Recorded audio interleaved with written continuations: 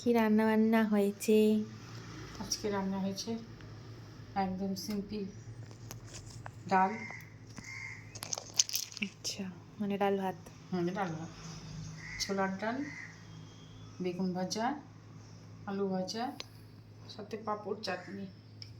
কারণ কি, কালকে তো আমাদের শিবরাত্রি নিরামিষ, তারপরেও আজকে শনিবার, তারপরে তো আমার শরীর কয়দিন থেকে ভালো না, যার জন্য এই হচ্ছে করলাম। ছোলার ডাল। ছোলার ডাল ঘন ঘন করে রাত্রে রুটি খাওয়া হবে, তার জন্য একটু ঘন করেই করলাম, একটু বেশিই লাগবে আজকে ডাল।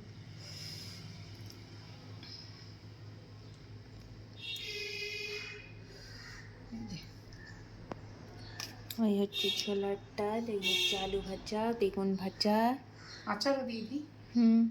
আচার দিয়ে দিই, ঘি দিয়ে দিই। ডাল ভাতের সাথে একটু আচার ভালো লাগে, চাটনি টাটনি যেহেতু দিই, সেহেতু আচার আগে ঘিটা দিই, তা না একা পরে হচ্ছে আচারটা ঘিটা। আজকে আমাদের শনিবার, তারপর হচ্ছে কালকে যেহেতু শিবরাত্রি, সেই কারণে আজকে নিরামিষ খাওয়া দাওয়া।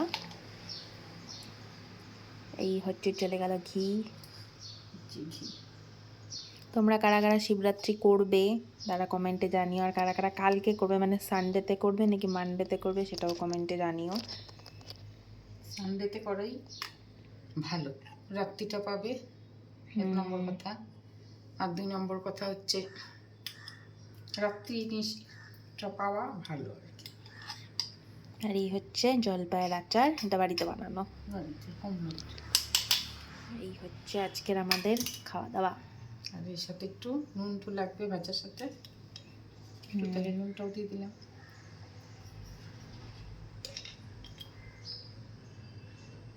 চলবে?